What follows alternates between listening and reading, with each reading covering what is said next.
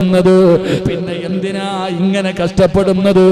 രാത്രി കാലങ്ങൾ മുഴുവനും ഈ കാല് നീര് കെട്ടുന്ന രീതിയിൽ എന്തിനാ നിസ്കരിക്കുന്നത്? മുത്തുനബിയോട് ചോദിക്കുമ്പോ അല്ലാഹുവിന്റെ റസൂല് പറഞ്ഞ മറുപടി എന്തെന്നറിയുമോ?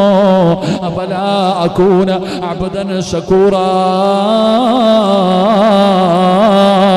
അല്ലാഹുവിനോട് നന്ദിയുള്ള ഒരടിമയാകണ്ടേ ആയിഷ? പടച്ചവനെ, പ്രവാചകന്റെ ഇബാദത്തുകൾ ഇരട്ടിയാകുകയാണ്. അവിടുന്ന് രാത്രി മുഴുവനും നിസ്കാരങ്ങൾ പടച്ചവനെ അമിതമായി നിസ്കരിക്കുകയാണ്. എല്ലാ പ്രാവശ്യവും ഒരു ഖത്തമോദിയ മുത്തുനബി 2 പ്രാവശ്യം അവിടുന്ന് ഖത്തം തീർക്കുകയാണ്. ഒരുപാട് നന്മകൾ തുടങ്ങി, സദഖകൾ വർദ്ധിപ്പിച്ചു.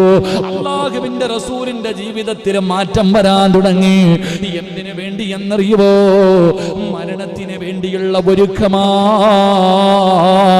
അല്ലാഹുവിന്റെ മുന്നിലേക്ക് പോകുമ്പോ എന്തെങ്കിലും വേണമല്ലോ. റബ്ബിന്റെ മുന്നിലേക്ക് കടന്നു ചെല്ലുമ്പോ രക്ഷപ്പെടുന്നതിന് വേണ്ടി എന്തെങ്കിലും വേണമല്ലോ. അതുകൊണ്ട് പ്രവാചകൻ അവിടുന്ന് മരണത്തിന് വേണ്ടിയുള്ള തയ്യാറെടുപ്പുകൾ നടത്തുകയാ. ഈ സദസ്സിലിരിക്കുന്നവരെ നമുക്കിതുപോലെ അടയാളങ്ങൾ വന്നില്ലേ? അതുകൊണ്ട് മൂന്നാമതായി നമ്മൾ പഠിക്കേണ്ടത് അല്ലാഹുവിന്റെ സഹായമാണ്. ആ റബ്ബിന്റെ സഹായം നമുക്കുണ്ടാകുമെന്ന് ഈ സൂറത്ത് നമുക്ക് പഠിപ്പിക്കുമ്പോ എന്റെ പ്രിയപ്പെട്ട സഹോദരാ,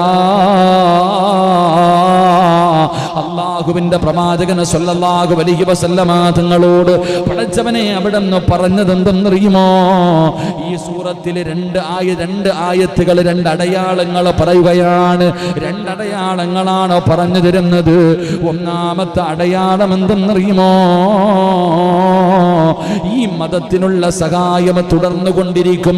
അല്ലാഹുവിന്റെ റസൂൽ സല്ലല്ലാഹു അലൈഹി വസല്ലമ തങ്ങളോട് പറയുകയാണ്, ഇദാ ജാ നസ്റുല്ലാഹി വൽ ഫത്ഹു വറഅയ്തൻ നാസ യദ്ഖുലൂന ഫീ ദീനില്ലാഹി അഫ്വാജാ.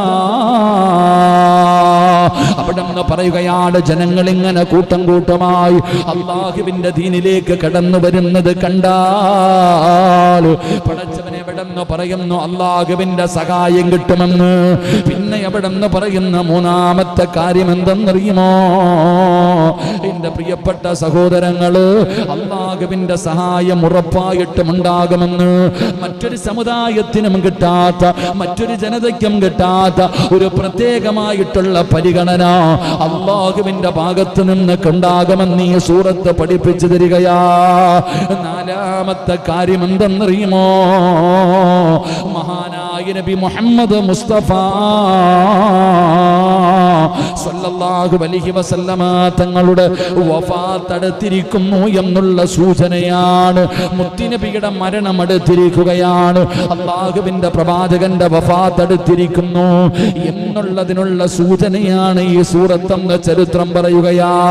അൻ ഇബ്നു ഉമർ റളിയല്ലാഹു തആല അൻഹു ഖാല അൻസല ഹാദിഹി സൂറ ഇദാ ജാ നസ്റുല്ലാഹി വൽ ഫത്ഹ് അലാ റസൂലില്ലാഹി സ്വല്ലല്ലാഹു അലൈഹി വസല്ലം. എന്ന് പറയുക, ഈ സൂറത്ത് പഠിപ്പിച്ചു തരുന്ന മൂന്നാമത്തെ പാഠം, നാലാമത്തെ പാഠം, അല്ലാഹുവിന്റെ പ്രവാചകന്റെ വഫാത്ത് അടുത്തു എന്നുള്ളതിന് ആദ്യത്തെ അടയാളം ഈ സൂറത്തായിരുന്നു. അല്ലാഹു നമുക്ക് ഈമാൻ നൽകുമാറാകട്ടെ. അല്ലാഹു നമുക്ക് ഈമാൻ നൽകുമാറാകട്ടെ.